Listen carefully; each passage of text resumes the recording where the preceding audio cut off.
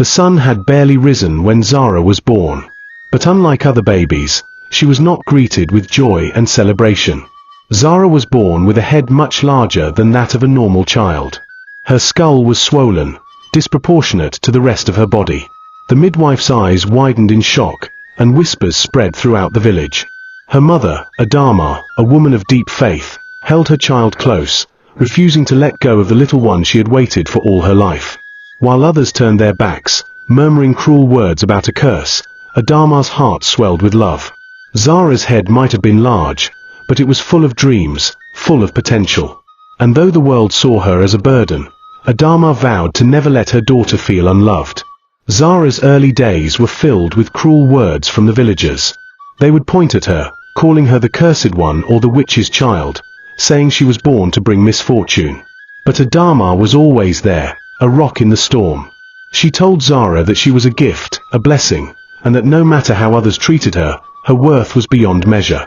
The insults stung, but Adama's warmth wrapped around Zara like a shield, and she grew up knowing one thing: her mother would never abandon her, no matter what the world said.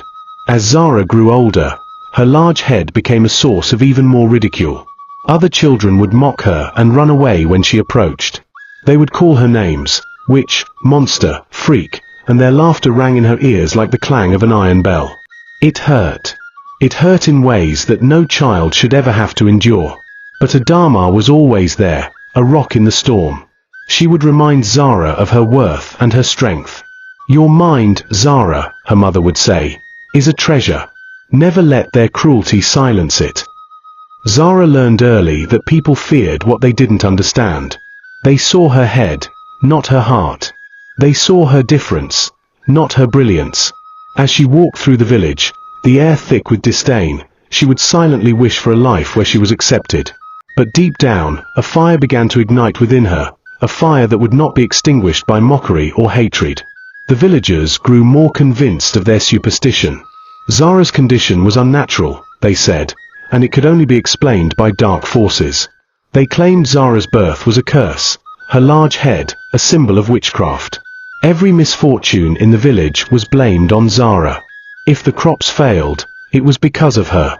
If an animal went missing, it was because of her curse.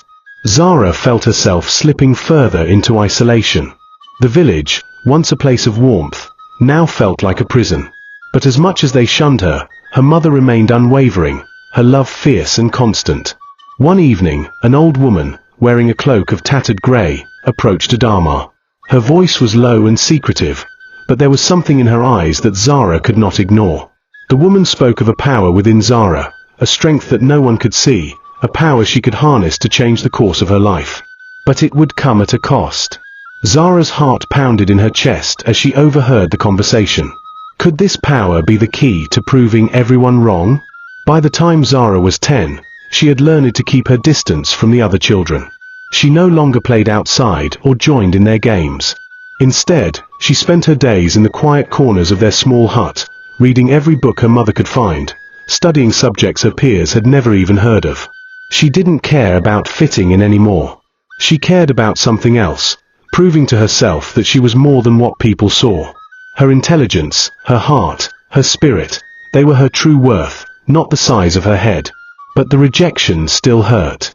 There were days when the loneliness seemed unbearable. Zara would retreat to her mother's side, her only solace. Adama would hold her tightly, whispering words of encouragement. "You are the most precious gift I have ever received, Zara," her mother would say. "And when the time comes, the world will see what I see. Your light will shine, my love. Never doubt that." One day, while Zara was out walking in the forest near their village, she met a young man named Jamil. He was different from the others.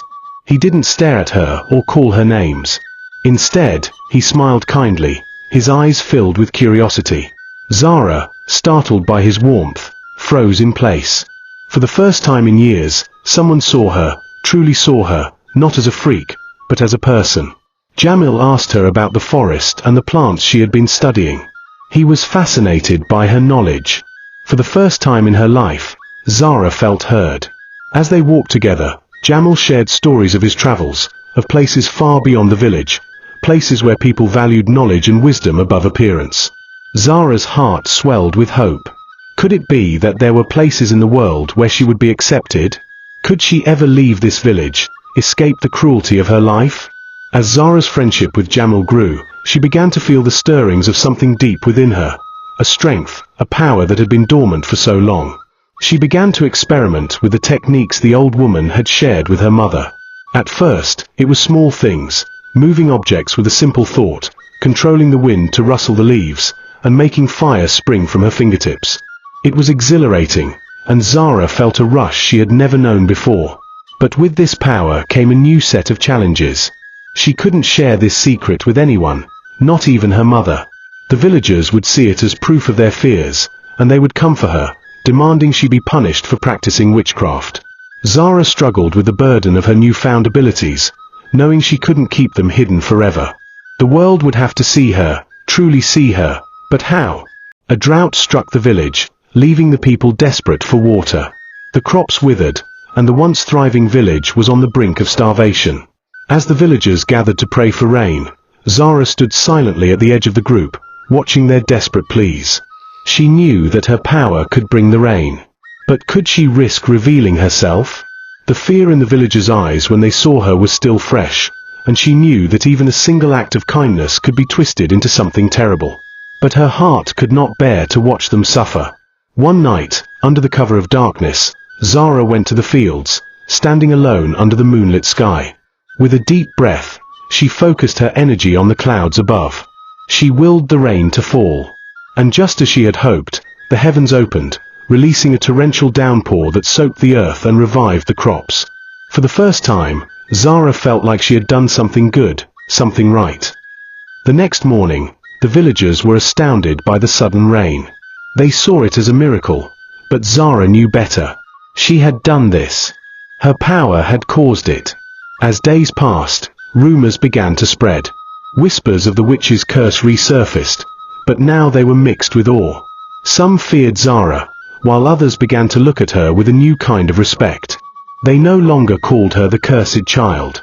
Now, they spoke of her as a mysterious figure with powers beyond understanding.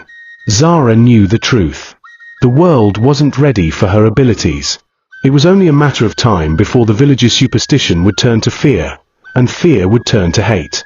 But her heart remained steadfast. If she could help her people, she would. She would become the one they needed, even if they didn't yet understand it. As Zara grew into her teenage years, the admiration from the few began to be overshadowed by the fear and suspicion of the many. The villagers' whispers grew louder, their fears more pronounced. They no longer spoke in hushed tones about the witch's child. Now, they spoke in condemnation. Zara could feel their eyes on her, burning with accusations. It was as if the very air she breathed was laced with hatred. Her mother, ever the protector, shielded Zara as best as she could. But even Adama's unwavering love couldn't protect Zara from the growing tension. One night, after Zara had returned from the forest, she overheard a group of villagers talking about her. "She's the one causing all the strange things," one man muttered. "The cursed child, the witch. It's time we put an end to her." Zara's heart sank. She knew then that it was only a matter of time before her power would be the very thing that condemned her. The following day, word spread that a child had gone missing. The villagers, panicked and desperate, turned to their superstition. "It's the witch's curse," they cried. "Zara's magic has taken another life." Zara had never felt so much hatred directed at her. It was as if the entire village had turned its back on her, each person blaming her for every ill that befell them. She could feel their anger, their fear, pressing in on her like a vice. Her mother, as always, stood by her side, but even Adama's love couldn't shield Zara from the cruel reality of the villagers' belief. They called for Zara's expulsion from the village, demanding she leave or face their wrath. Adama, her voice shaking but resolute, tried to speak for her daughter. "She is not a witch. She is my child, and she has done nothing wrong," she pleaded. But her words were drowned out by the rising tide of anger. Zara felt a deep ache in her chest. Her home, the only place she had ever known, was slipping away from her. That night, Zara and her mother made a heartbreaking decision. They would leave. They had no choice. Adama packed a small bundle of belongings, her eyes red from the constant worry. Zara, her heart heavy with sadness, watched her mother's movements. For so long, they had been inseparable, but now, the world around them was too dangerous. There was no place for them here anymore. As they quietly slipped through the back door of their hut and into the dark night, Zara's mind raced. Where would they go? What would they do? For the first time, Zara's mother spoke words that neither of them had ever considered. You will be safe, my child. No matter where we go, we will find a place where you can be free to grow into the person you are meant to be. You will find your power, Zara, and the world will see you for who you truly are. These words were both a promise and a prayer, and though Zara didn't fully believe them, she clung to them with everything she had. They couldn't stay here any longer, but the future was uncertain. Adama and Zara walked for days, traveling through forests and across rivers, their lives reduced to nothing but the clothes on their backs. Zara could feel the weight of the world pressing down on her, the harsh reality of her life growing ever clearer. She had been cast out, rejected by the very people who should have been her family. But even in the midst of their struggle, Zara began to sense something else: hope. They had left the village behind, but ahead of them lay a world full of possibilities. As they passed through unfamiliar lands, Zara felt something shift inside her. The farther they went from the village, the more her spirit began to soar. She was no longer the witch's child. She was no longer the cursed one. She was Zara, and she would find her place in the world. One evening, as they set camp by a small stream, Zara's mother spoke again. We will find a place where people are not afraid of you, Zara. You will become someone they turn to, someone who can help them. The words were simple, but they were enough to kindle a flame of belief in Zara's heart.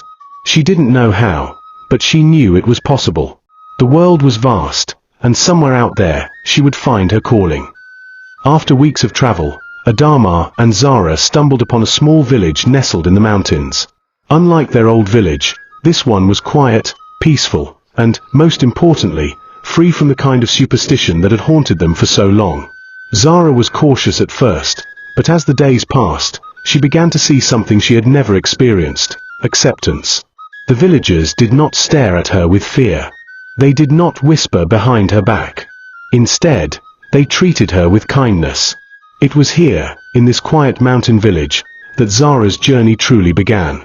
She felt herself awakening, her powers blossoming with every passing day. With the help of her mother, she learned to hone her abilities, to control the energy that surged within her. It was as if the world was opening up to her in ways she could never have imagined. Her mind was sharp, her heart stronger than ever. And slowly, ever so slowly, Zara began to believe her mother's words, that she could become someone important, someone who could change the world. As Zara's power grew, so did her understanding of it. She realized that she was not simply gifted with magic. Her abilities were a tool for something greater. She had the power to heal, to protect, to help those in need.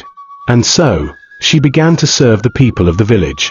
She healed the sick, helped farmers grow better crops, and used her abilities to bring rain when droughts threatened. Zara became a beacon of hope in a world that had once rejected her. Word of her gifts began to spread, reaching villages far and wide. People came to her seeking help, desperate for the magic that had changed the small mountain village. Zara, once the child of hatred, was now becoming the woman who could change lives. But she knew her work had only just begun. There was still much to learn, much to do. The world had not yet seen the full extent of what she could offer. As Zara's influence grew, so did the pressure. She was no longer just a healer or a figure of wonder. She had become a symbol. People began to look to her for answers, guidance, and protection. The small mountain village that had once been a refuge now seemed too small for the force she had become. Zara knew it was time to move beyond the mountains. But with her new role came an awareness of the responsibility she carried. Her every decision had consequences, and there were still those who feared her power, who viewed her as a threat.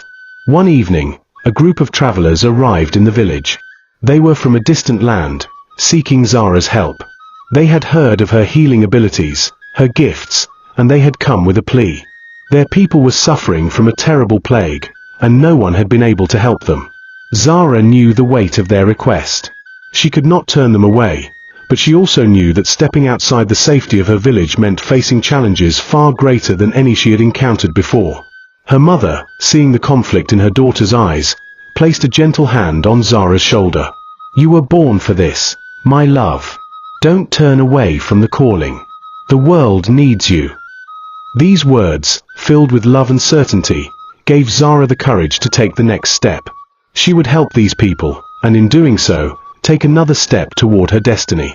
Zara and her mother set off with the travelers, leaving the mountain village behind.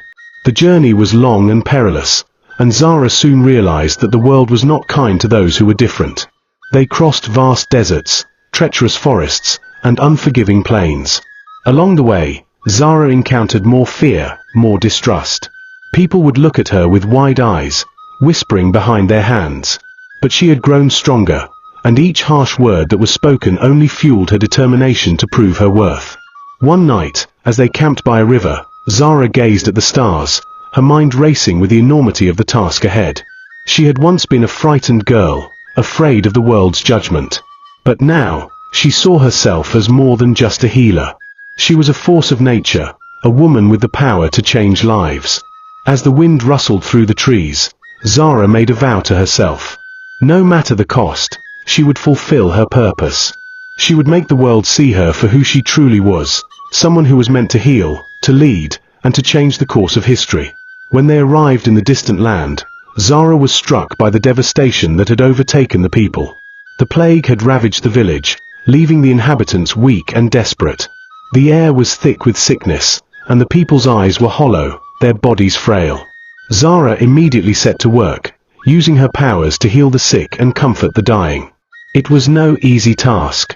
The plague was unlike anything she had ever encountered, and despite her abilities, there were moments when she felt hopeless.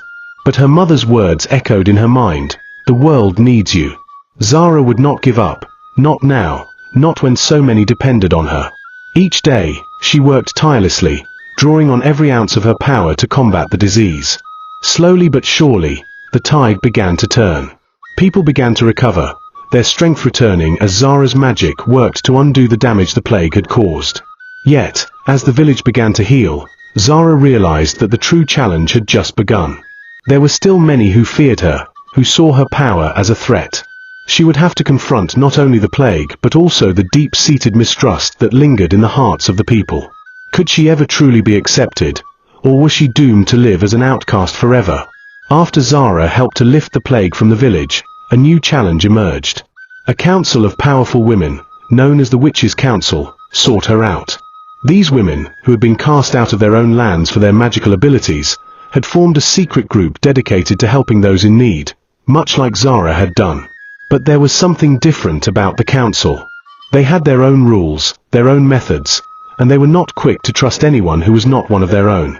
The council had heard of Zara's powers, and they had come to offer her a place among them. At first, Zara was hesitant. She had spent her life being cast aside, and now these women, who had once been in her shoes, were offering her a chance to belong. But with that offer came a price. Zara would have to prove her loyalty to their cause, abandon her independence, and take part in their secretive practices. It was a tempting offer, but one that would cost her much. Her mother, ever wise, warned Zara against rushing into such a decision. "You were born to lead, Zara. You cannot let others define your path." The words stung, but they also brought clarity. Zara had fought too hard for her freedom, for her place in the world, to let anyone else dictate her future.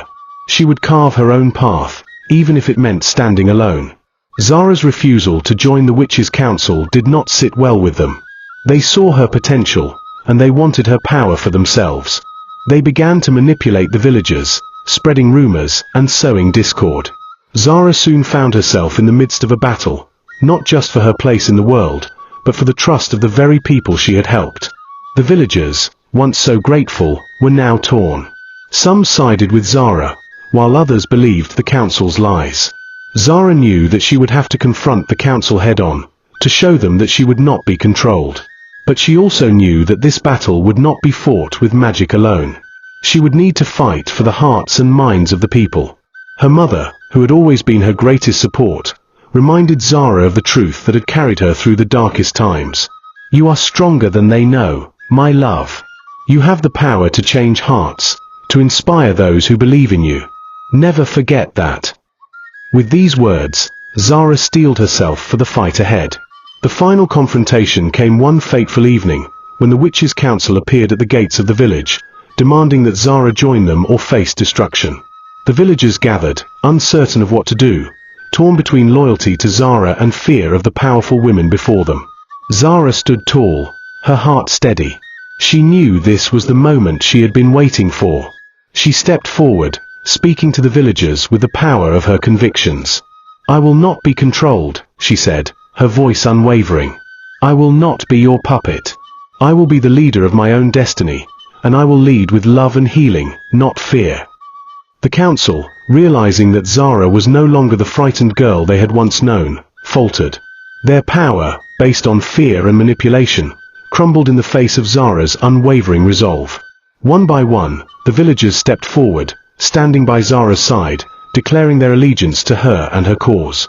And in that moment, Zara knew she had finally found her place. She had become the woman she was meant to be, strong, compassionate, and unbreakable. The world had seen her for who she truly was, and she would never again let anyone make her feel small. The victory was not just in the battle she had won, but in the hearts she had touched, the lives she had changed, and the woman she had become. The end. Thanks for watching. Please like, comment, share, subscribe for more stories.